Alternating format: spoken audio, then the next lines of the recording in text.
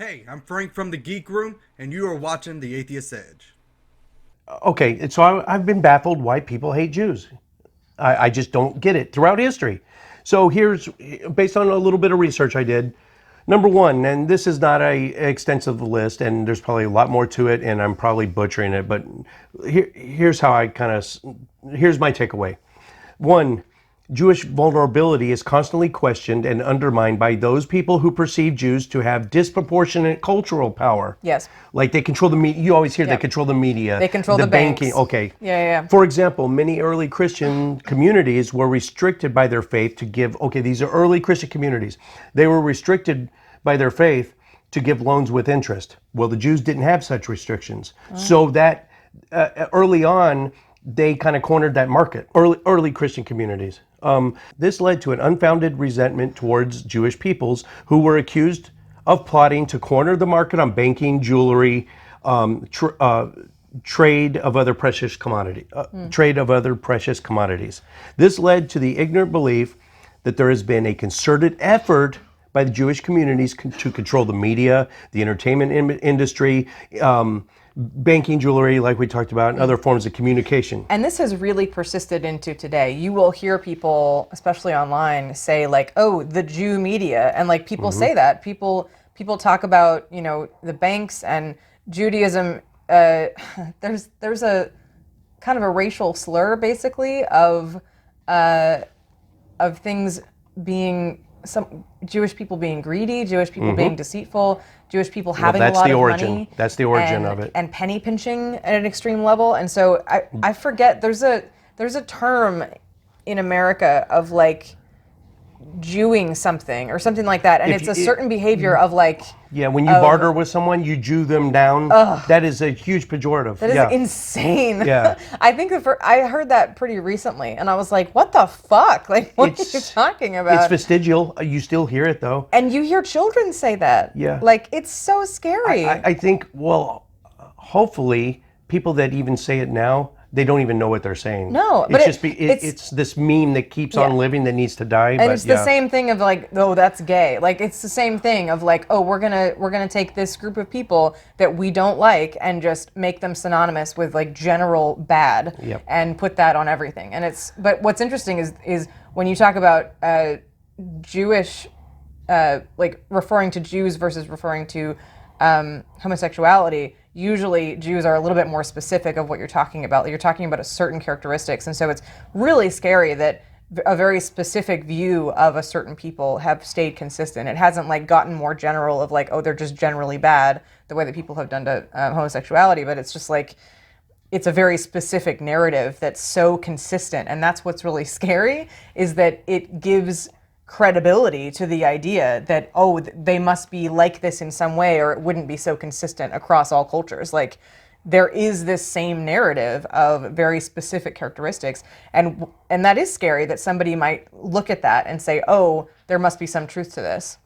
And it is scary when people say like, oh, stereotypes, there's always some truth to it. That is not true at all. I can't see any. Well, we see this is the origin of the dehumanization of the Jews. Yes. So we can see the origin of it, but I don't. It's total conspiracy theory. Yes, it's based on nothing nothing real. And there is a huge misconception about stereotypes as a whole are usually true by a thread at least. Like they're usually based on something in reality, and it's like. Absolutely not. There are all kinds of stereotypes about people that are completely unfounded. Well, the general rule of thumb, if you're using a blanket generalization for any type of group, you're way off. Yeah. It's better just not to do it. And I could spend forever talking about the origin of that kind of thing, of why we do that, why we categorize people. It's tribalism. It's tribalism, but it's also our natural way of basically fast tracking what we're looking at. If you can put someone into a category in your mind, then they make sense to you, and you can you only use a little bit of brain power to figure out something about them, and then you move on. And it's something that has evolved into this making a lot of unfounded assumptions about other people. But a it's mental just mapping shortcut. Yeah, it's a lot of and obviously we see this today with different political divides and different races and orientations and all kinds of things, people will make all kinds of assumptions about each other based on a certain characteristic of them or a group of characteristics.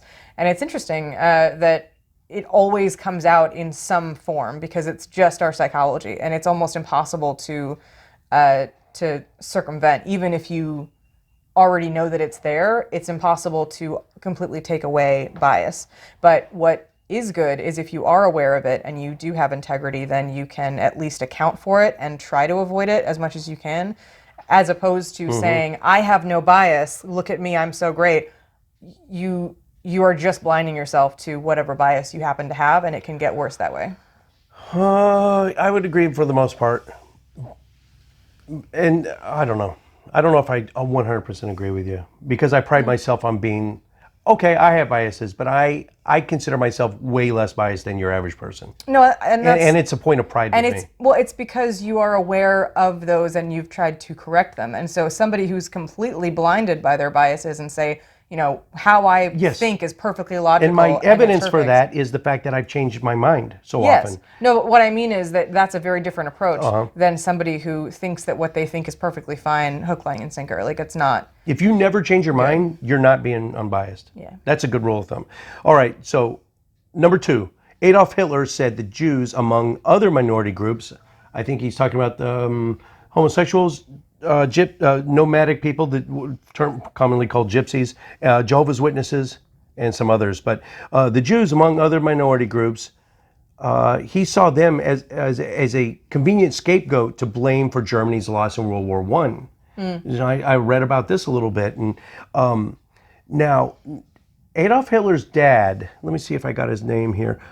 Earlier still, Adolf most likely developed his hatred of the Jews at a very young age after learning that a family member had attempted to blackmail his father, Alois, what's that word? Schicklgruber.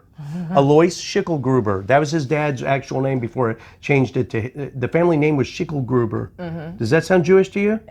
Hell yeah, it does. And it was later changed to Hitler. It was later changed to Hitler. Anyway, so another family, a close family member, threatened to blackmail Adolf's dad and let the world know that they came from Jewish ancestry. Yeah, and threatened to expose the Jewish ancestry of the Hitler family tree. Wow. So I did not know this. Also, you do have, if you look at German textbooks for grade school children at that time, you have a very clear propaganda against certain groups, and especially Jewish people.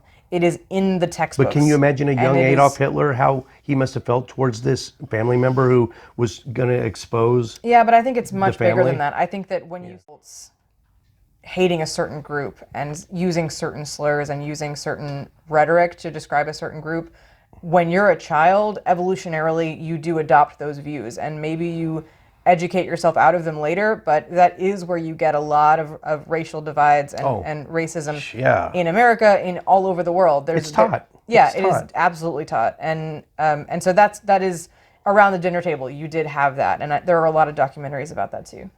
All right, number 3.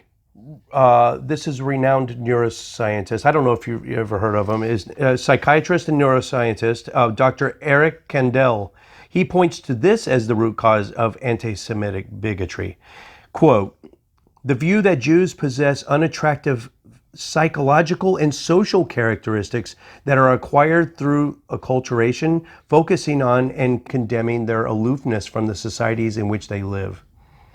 So the Jews possess unattractive psychological basically this neuroscientist says that the root cause of the hatred towards the Jews is that they are condemning the Jews for their perceived unwillingness to acculturate in whatever societies they move to. Well, he's also saying unattractive psychological traits. Right. So you've got unattractive social characteristics, which is not wanting to assimilate. Okay. But also psychological traits, meaning that they might be perceived as having more mental illness or more.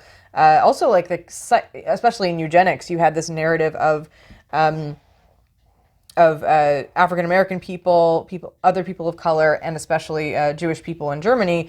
The perception was that they possessed the characteristics of deceit and lack of Like it was genetic. it was seen as genetic. And so they took eugenics was basically a pseudoscience that took genetics, which is a real science, and added into it racial hatred, basically, because you have characteristics that are inherited, like eye color and hair color, but eugenics said, okay, when you inherit those traits, you also inherit character traits, meaning like being deceitful, being kind, being having a strong will, having a good character. Those are all things that were perceived as uniquely negative traits being passed on to certain generations of. But are of certain Jewish groups. communities any less willing to assimilate into whatever culture than any other culture? I just don't understand the root of that. But I mean, from why would their, they think that? Well, there is an isolation. It's like saying the Amish isolate, and it's not because they're genetically bad. And it's not just that- hatred of whatever Right. Society they're in. It's just Yeah. that It's wanting to live their own way. But it's through what? Religion, their ideology. Yeah. The Amish, And, the Jews, any society that wants to keep to themselves, Right.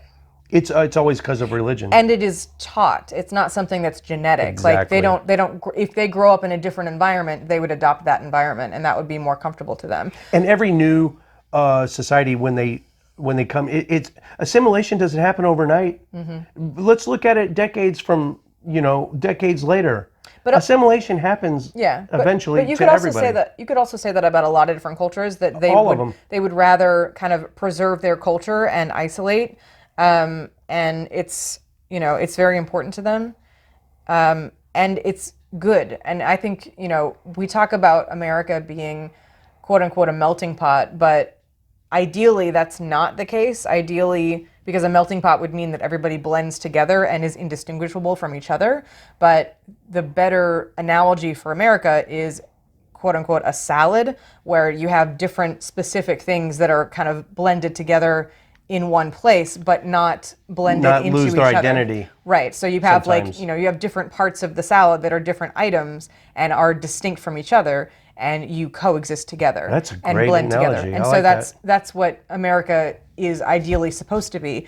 But unfortunately, you do have this narrative even now on the conservative side of, we're too much of a melting pot. We're blending too much. We need to preserve "quote unquote" white culture, which Oh boy, is kill me now. But it's just preserve like, any culture. Right. There's no culture out there that's worth.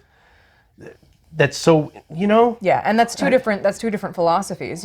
should be do we, revered. I think that we should have America be more of a salad than a melting pot, but there are people who demonize the idea of a melting pot and say like, oh, we're losing our culture in favor of a different one or a blended one.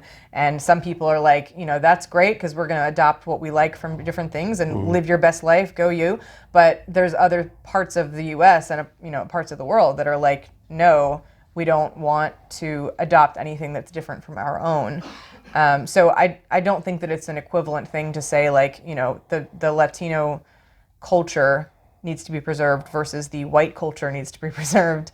I don't know if you want to make that comparison, but it's just like, it's interesting that there's a demonization of losing your heritage, and I'm not exactly sure what white heritage would be. I don't know what any heritage would be. The only culture I want to preserve is the human species. Yeah, but in general. But that's more of a melting pot thing.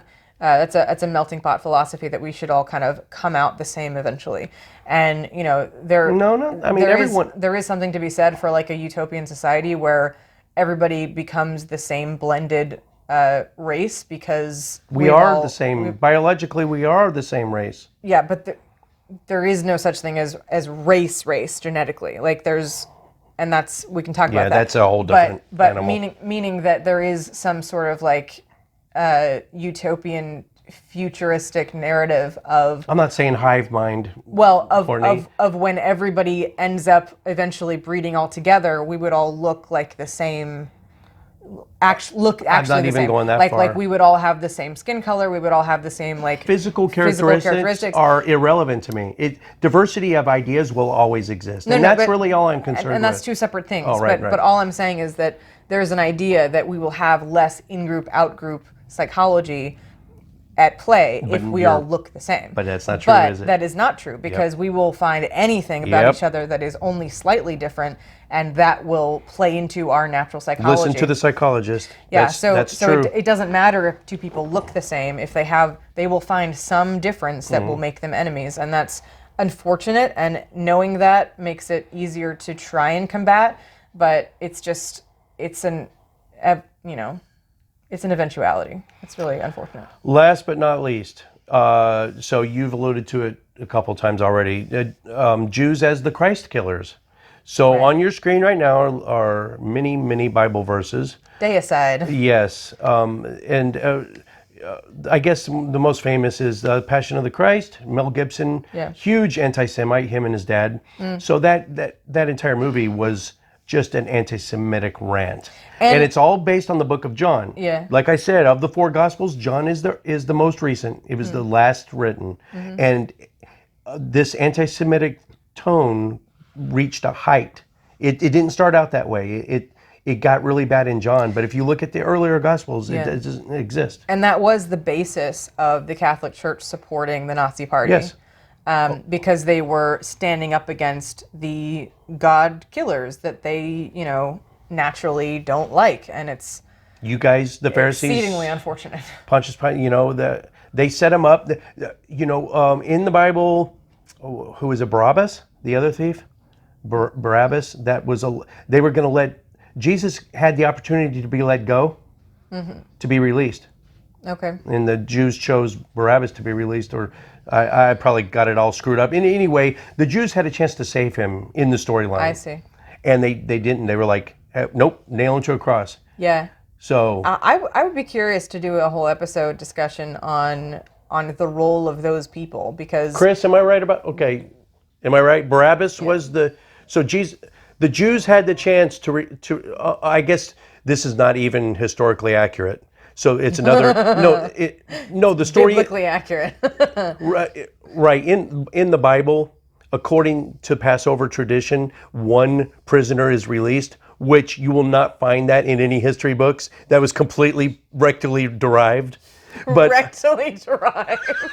You are so ridiculous. So Pontius Pilate, the authorities at the time had the opportunity to allow one prisoner, and they said, how about Jesus? And the Jews said, no, make it Barabbas, screw Jesus. And so that's one evidence that's one origin of hatred toward the Jews, yeah?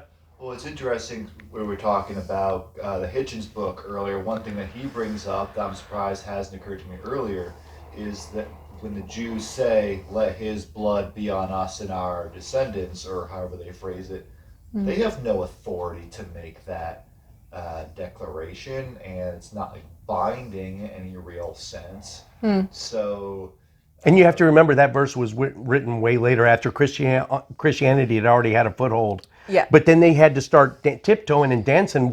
Hey, we got to pin this on someone. Let's pin it on the Jews. And so they made that verse. They completely pulled out of their ass. Yeah, and so that specific thing is to specifically point to the Jewish people as to blame. However, I think it would be a very interesting episode to do of if you have God creating basically a prophecy that it has to happen that Jesus is sacrificed, that Jesus dies in this context, then there's this concept of like hardening the hearts of those people to where they have no choice but to do that. And you see the same thing with Pharaoh and with Moses.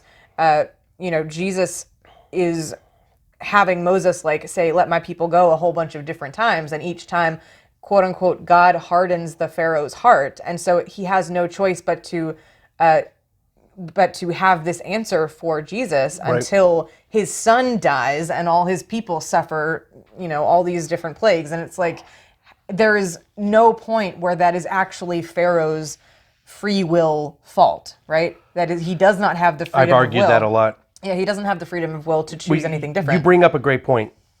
Instead of hating the Jews, Christians should be loving the Jews even more, because if they did kill Jesus, they made him a martyr. Yeah, well, Jesus had to die. Yeah, they were enabling that. They were allowing that to happen. Yeah. It should be the exact opposite. They should be revered. Yeah, right. And the Jews helped fulfill the Christian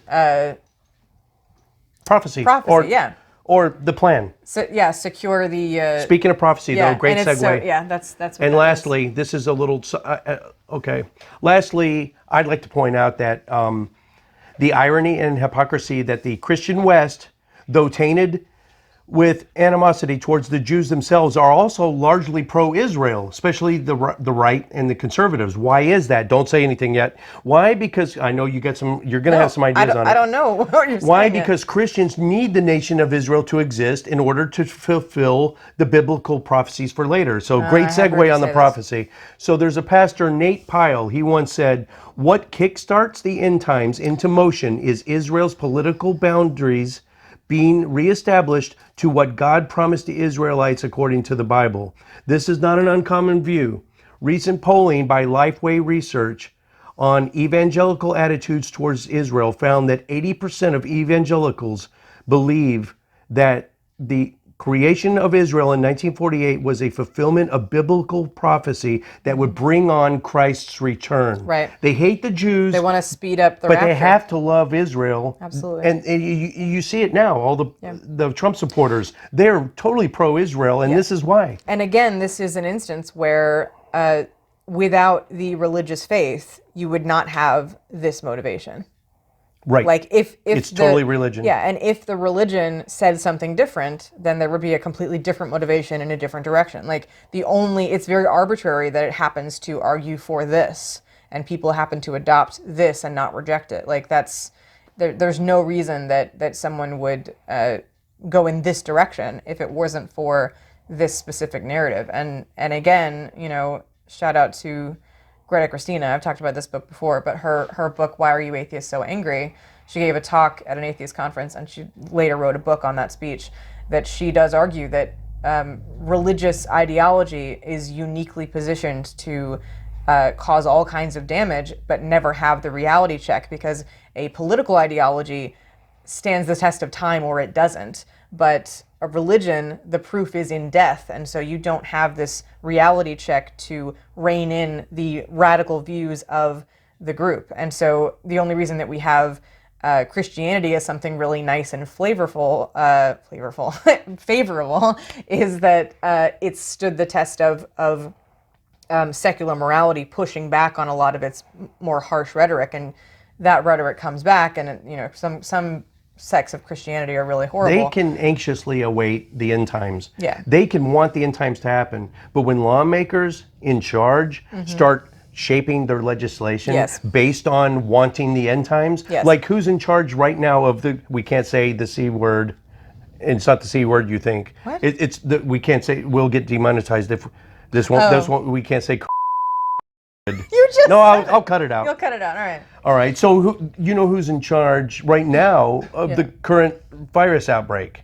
A guy Mike Pence. Okay. An evangelical who's anxiously looking forward to the end of the world. Yeah. There's some irony. So anyway, final thoughts. So bring that home. What are you saying that he's doing?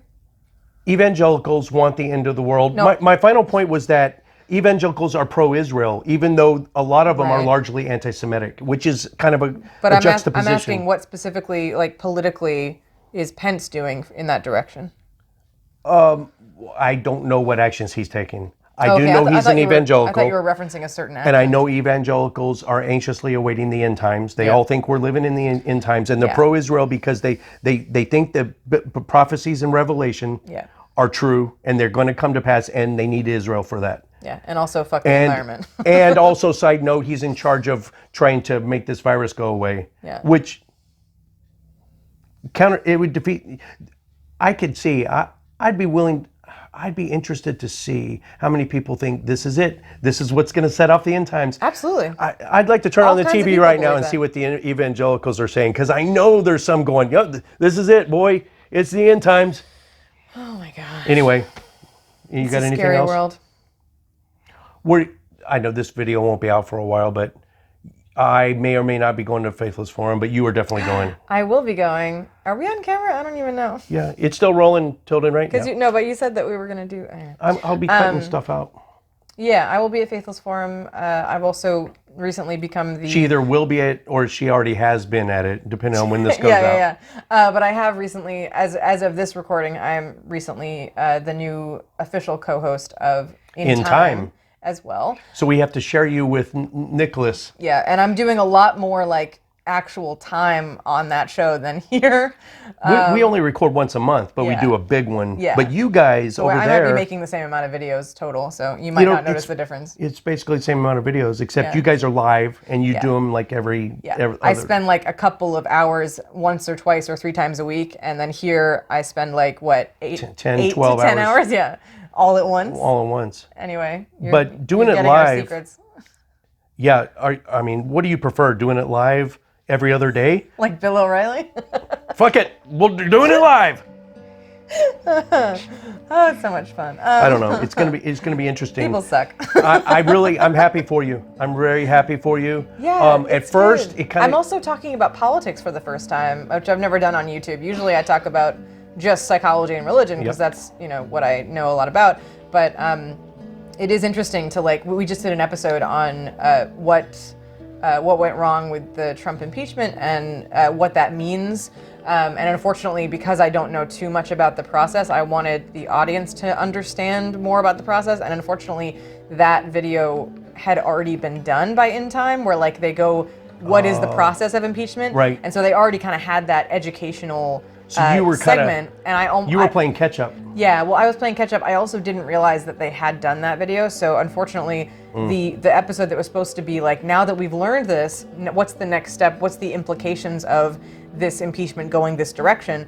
I unfortunately made it more about what's the process of impeachment. So we might need to do another video now that I am caught up, like on what we meant to have that video be. But we got to some of it. We mentioned it, but we didn't have the discussion that I think Nick wanted to have. So my bad, but I'm learning. I'm new to the channel, so. Yeah, I'm very happy that you're a part of that. It's a great show. So And as long it's as all thanks to Steve McRae. He Steve recommended McRae, me. he was the matchmaker. Yeah. As long as you're too big of a talent to lose. So I can foresee you getting so big and then you're forgetting about us little guys. So Of course I will not do that. You'll stay with us no matter what. All right. You guys then, have my Then spread your my wings. heart. I knew this day was going to come. No, you're too big of a talent. I knew this day was going to come. Thank you. But I'm very happy for you. The back of my mind, I just had this feeling that you're going to leave us, but No. okay. All right, guys. Until next time.